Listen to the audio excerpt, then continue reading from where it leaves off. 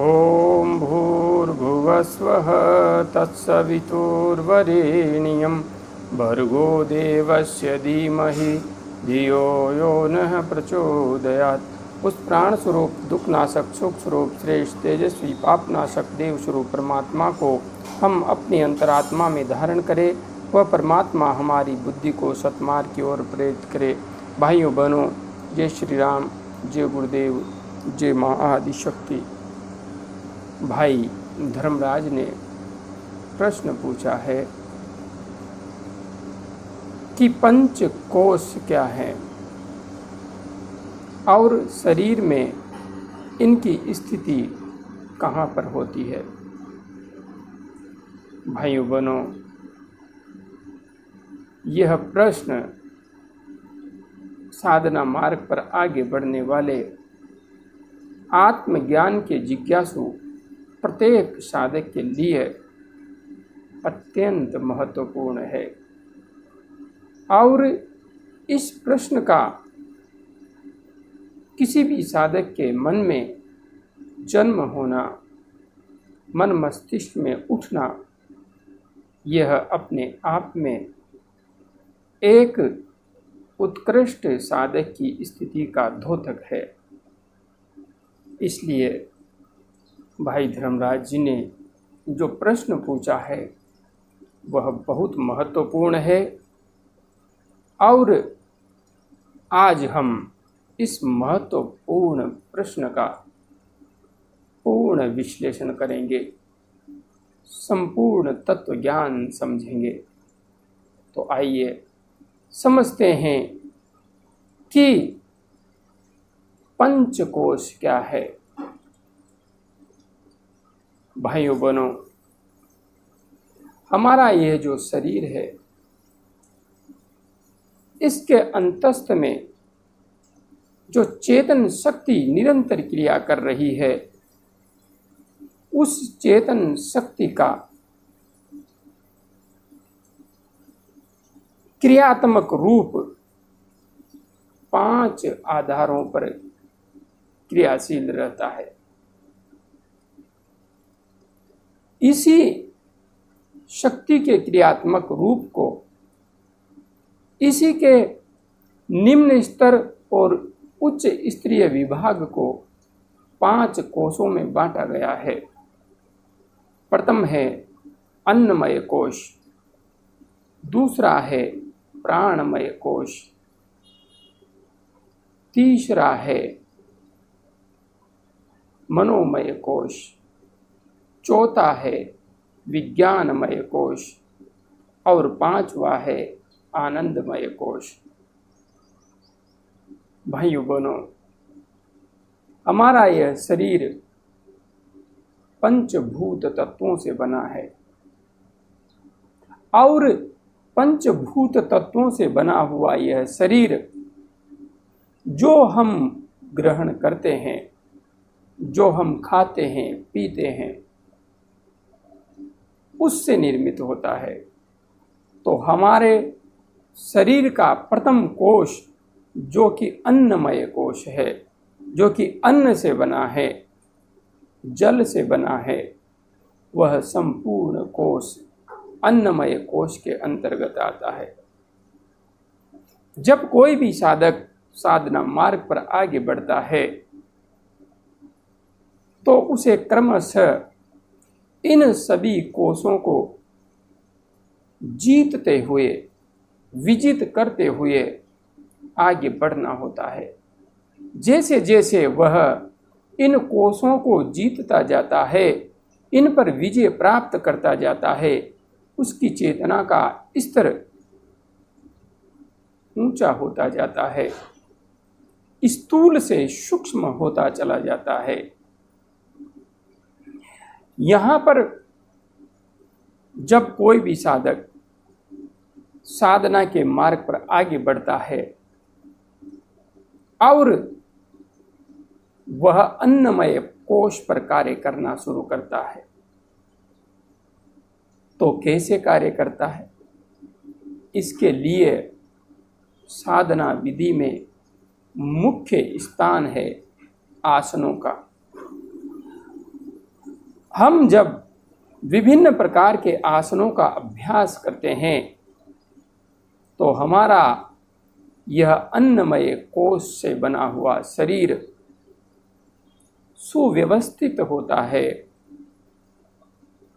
इसकी जितनी भी नस नाड़ियां हैं उनके अंदर प्राण का प्रवाह सुचारू रूप से होने की स्थिति उत्पन्न होती है। इसलिए कोई भी साधक जब विभिन्न आसनों का अभ्यास करते हुए किसी एक आसन में स्थिर रूप से बिना किसी बाधा के, बिना किसी समस्या के 3 घंटे 40 मिनट तक बैठकर ध्यान करने की सिद्धि प्राप्त कर लेता है, अवस्था प्राप्त कर लेता है, उस साधक का अन्नमय कोश पूर्णतया सिद्ध हो जाता है। ऐसी स्थिति में इस पंचभूत तत्वों से बने हुए शरीर के द्वारा धारणा, ध्यान, समाधि का अभ्यास करने वाले साधक के मार्ग में ये पंचभूत तत्व कोई बाधा नहीं डाल पाते। यह शरीर कहीं से कहीं तक बाधा उत्पन्न नहीं करता, कहीं किसी अंग में कोई दर्द नहीं उठता। साधक निर्बाध रूप से बिना किसी परेशानी के घंटों ध्यान की गहराई में डूबा रह सकता है और तभी जाकर के एक साधक को समाधि की स्थिति प्राप्त करने में सामर्थ्य प्राप्त होती है। दूसरा कोश है प्राणमय कोश। प्राणमय कोश वह कोश है जो हमारे जीवन का मूल आधार है। यदि हमारे अंदर प्राण है तो हम जीवित हैं, और यदि हमारे अंतस्थ में प्राण नहीं है तो हम सिर्फ पंचभूत तत्वों का ठेला मात्र हैं और जिसका कोई महत्व नहीं। प्राण के होने की वजह से ही जीवधारी प्राणी कहलाते हैं। यह प्राण ही ब्रह्म का प्रतिनिधित्व करता है और जितनी भी साधनाएं हैं, चाहे किसी भी प्रकार से की गई हो, संपूर्ण साधनाएं सिर्फ और सिर्फ प्राण को साधने पर सदती है। यह प्राण ही संपूर्ण साधनाओं का मूल केंद्र है, मूल रहस्य है। जिसने प्राण को जीत लिया, जिसने प्राण को सिद्ध कर लिया, उसके लिए इस संसार में ऐसी कोई सिद्धि नहीं जिसे वह सिद्ध नहीं कर सकता। इसलिए भाइयों बहनों, हमारा यह प्राणमय शरीर हमारे प्राणों को चलायमान करता है और इन्हीं प्राणों के माध्यम से हमारा संपूर्ण शरीर गतिमान होता है। तो जब साधक विभिन्न प्रकार के प्राणायामों का अभ्यास करता है तो उसका प्राणमय कोश से बना हुआ यह शरीर जागृत हो उठता है। और जब साधक ईड़ा और पिंगला नाड़ी के माध्यम से बहने वाले प्राण को सम करके इसे सुषुम्ना मार्ग से सहस्रार चक्र तक प्रवाहित करने में समर्थ हो जाता है तो वह प्राणमय कोश को जीत लेता है। क्योंकि कुंडलिनी शक्ति कोई और शक्ति नहीं है, यह प्राण शक्ति है। प्राण को जीतना ही कुंडलिनी का जागरण है। इसलिए जिसने प्राण को जीत लिया, जिसने प्राण को सिद्ध कर लिया, उसने कुंडलिनी महाशक्ति को भी सिद्ध कर लिया। और इसी प्राण के सहारे हमारे संपूर्ण शरीर में व्याप्त चक्र प्रभावित होते हैं।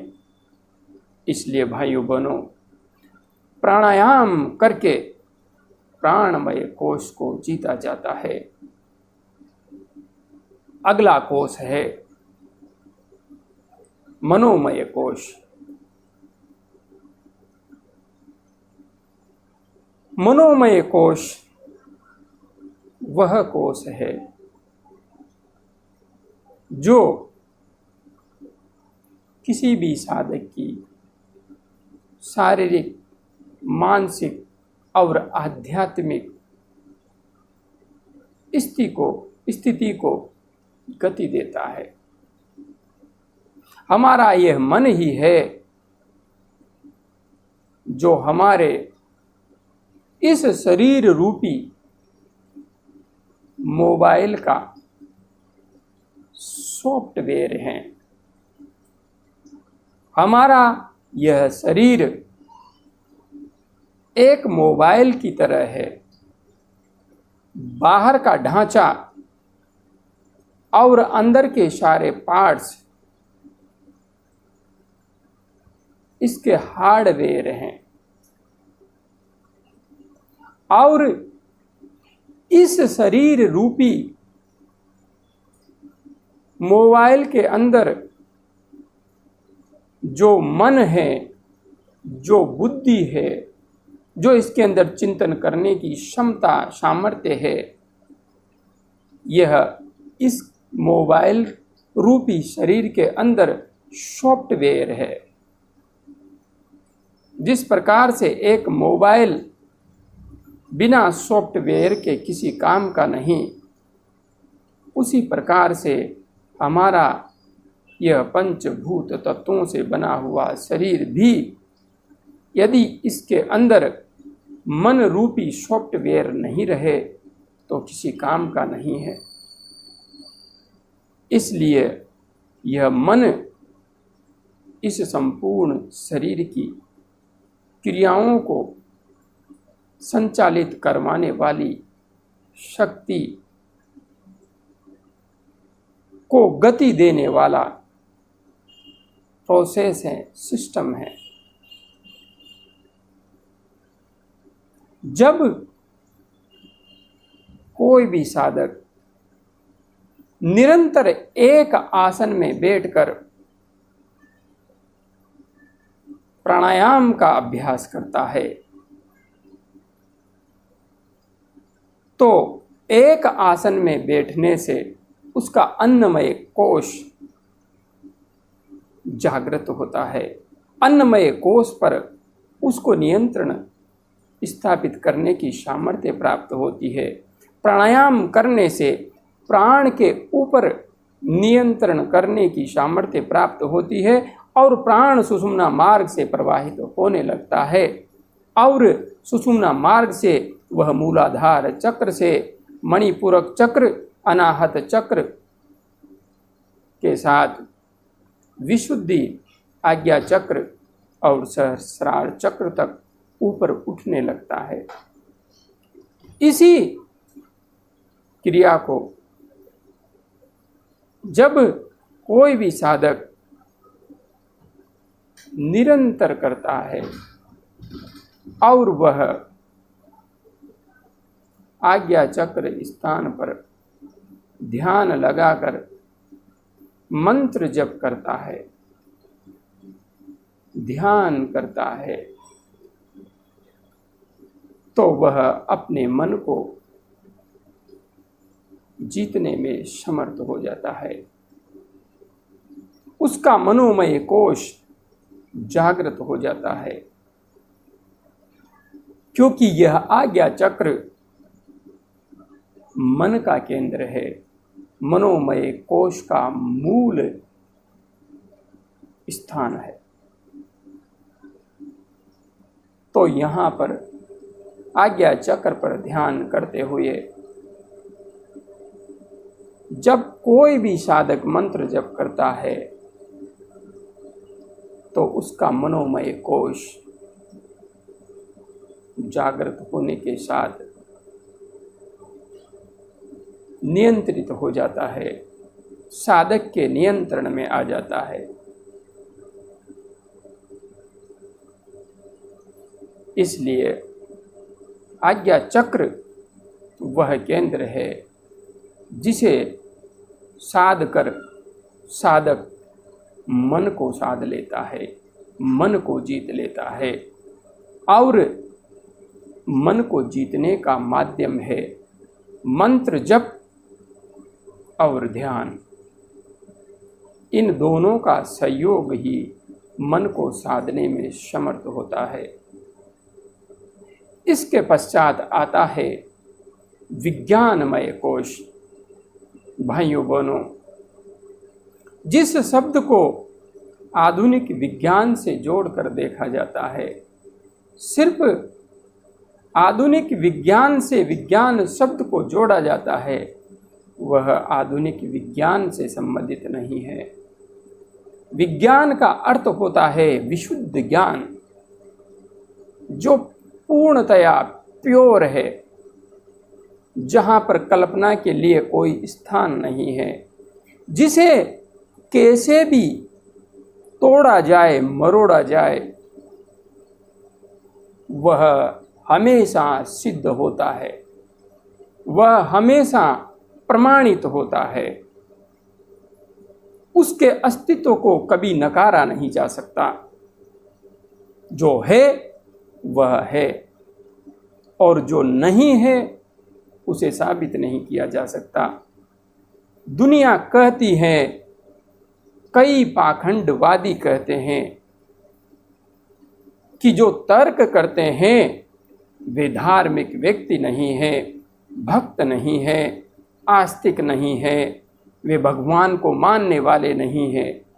किंतु सच बात तो यह है, जो तर्क से भागते हैं वे दुनिया के सबसे बड़े मूर्ख और पाखंडी हैं, क्योंकि वे सत्य के अन्वेषक नहीं, सत्य ज्ञान के प्रवाह करता नहीं, वे निश्चित ही मिथ्या अज्ञान के प्रवाहक हैं। जो है उसे साबित क्यों नहीं किया जा सकता? इस संसार के अंदर कोई और सत्ता हो या न हो, किंतु ब्रह्म शाश्वत सत्य है और जो है उसे प्रमाणित किया जा सकता है। बस जहाँ पर ब्रह्म के अस्तित्व को, अपनी आत्मा के अस्तित्व को पूर्ण अंतस्थ में डूबकर जान लिया जाता है, उसका पूर्ण बोध प्राप्त कर लिया जाता है, ज्ञान प्राप्त कर लिया जाता है, उस स्थिति को विज्ञानमय कोश की सिद्धि कहा जाता है, जागृति कहा जाता है।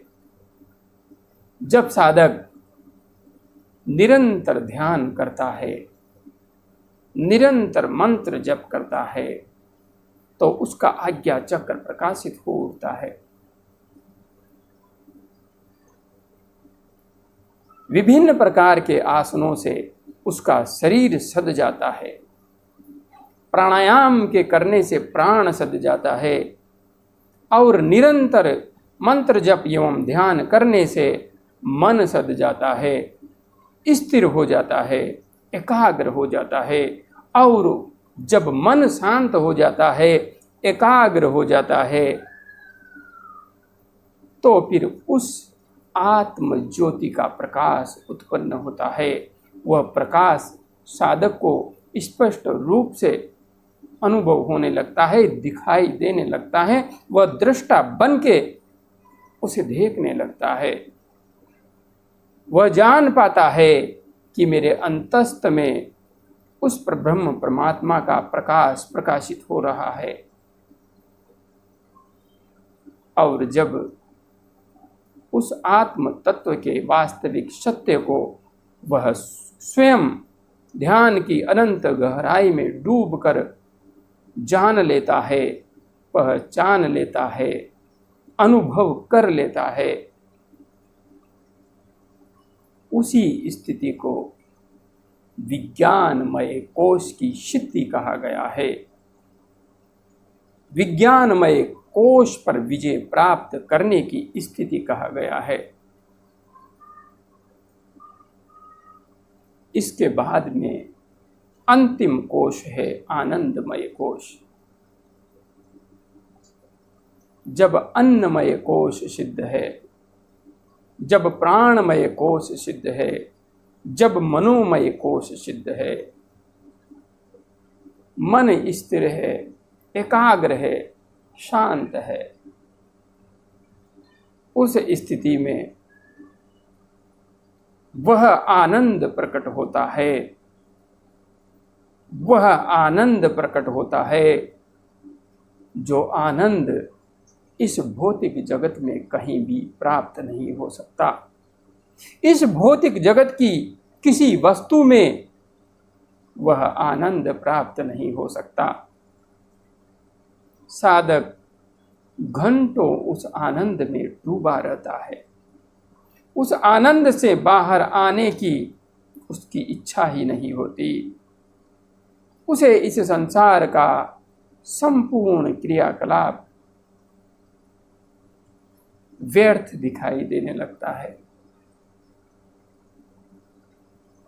वह सतचित आनंद में डूब जाता है। और जब साधक इस आनंद को प्राप्त कर लेता है और इस आनंद में सराबोर हो जाता है, अनंत गहराई तक इसमें डूबने की सामर्थ्य प्राप्त कर लेता है, तो यह आनंदमय कोश पूर्ण जागृत हो जाता है।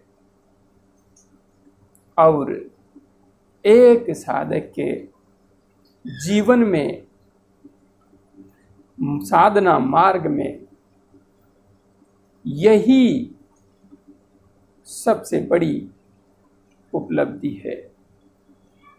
इसके बाद जो घटित होता है उसे बताने लायक न तो कुछ बचता है, न कुछ बताया जा सकता है, क्योंकि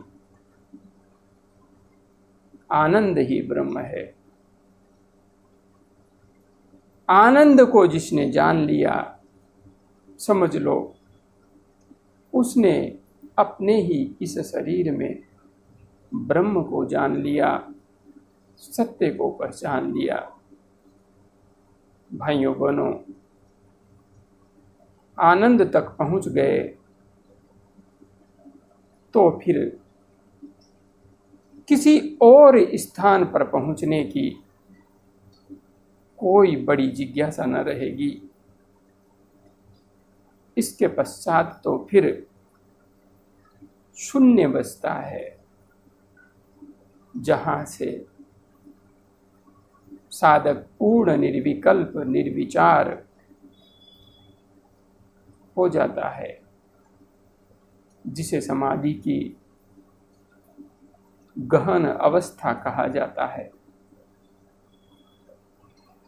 यह पंचकोशों की यात्रा है, पंचकोशों का स्वरूप है। भाई धर्मराज का दूसरा प्रश्न था कि शरीर में इन पंचकोशों की स्थिति कहाँ पर है। भाइयों बहनों, वैसे तो ये पंचकोश शरीर में कहीं स्थित नहीं है।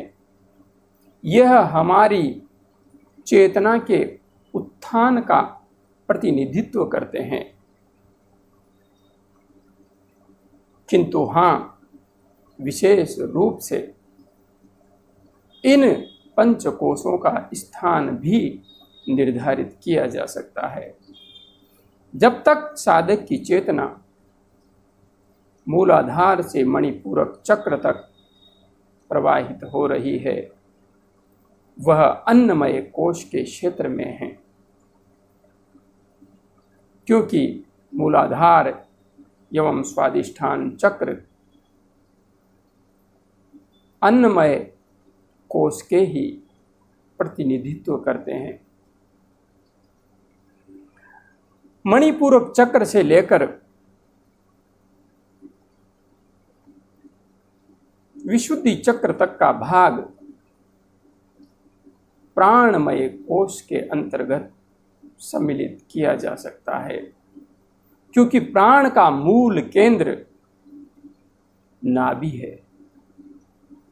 नाभि ही वह मूल केंद्र है जहां से हमारे संपूर्ण शरीर में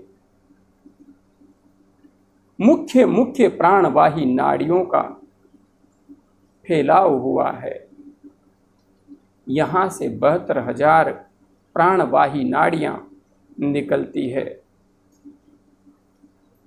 तो मेन मुख्य केंद्र नाभि है और नाभि से लेकर अनाहत चक्र एवं विशुद्धि चक्र तक प्राणमय कोश का विस्तार है। अगला जो कोश है वह है मनोमय कोश।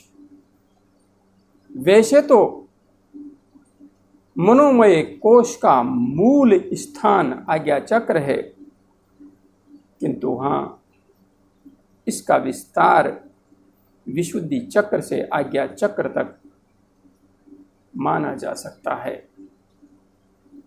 यह मन का मुख्य रूप से विस्तार क्षेत्र है। अगला कोश आता है विज्ञानमय कोश। आज्ञा चक्र से लेकर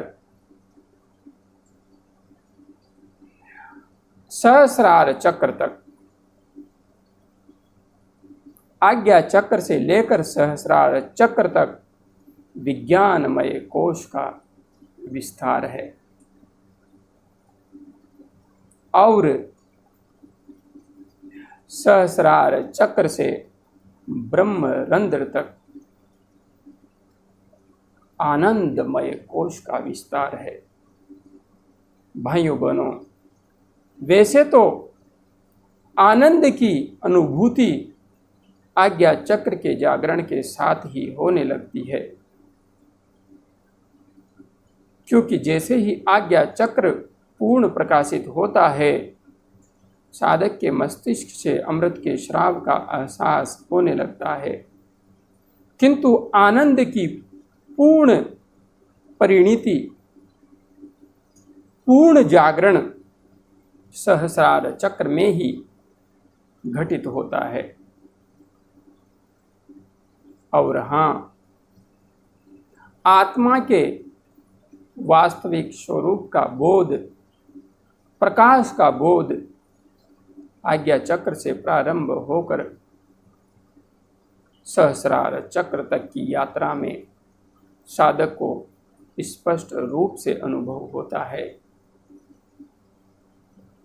जब आनंदमय कोश पूर्णतया जागृत हो जाता है, प्रकाशित हो जाता है,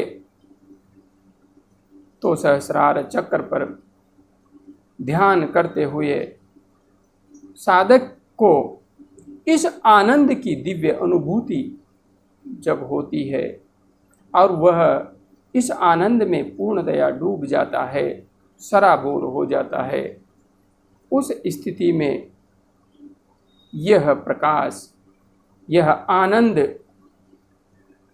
सहस्रार चक्र से संपूर्ण शरीर को आप्लावित कर लेता है। साधक का एक एक रोम आनंद से सराबोर हो जाता है और उसके संपूर्ण शरीर में प्रकाश तत्व का फैलाव हो जाता है। वह दिव्य तेजोमयी पुंज के रूप में अपने आप को देख पाने में समर्थ हो जाता है। उसी स्थिति में साधक जब आनंदमय स्थिति में डूबा रहता है तो यह पूर्ण आनंद एकदम से बिना किसी प्रयास के हृदय चक्र अर्थात अनाहत चक्र में जागृत हो जाता है, प्रस्फुटित हो जाता है। वैसे तो आनंदमय कोश की स्थिति सहस्रार चक्र ही है, किंतु अंतिम स्थिति में यह आनंद हमारी आत्मा में प्रकट होता है। अनाहत चक्र में प्रकट होता है। इसकी पूर्ण अनुभूति अनाहत चक्र में अनुभव की जाती है। इसलिए पंचकोशों की यही यात्रा है और यही वास्तविक स्थिति मैंने अपने अनुभव से अब तक जानी है।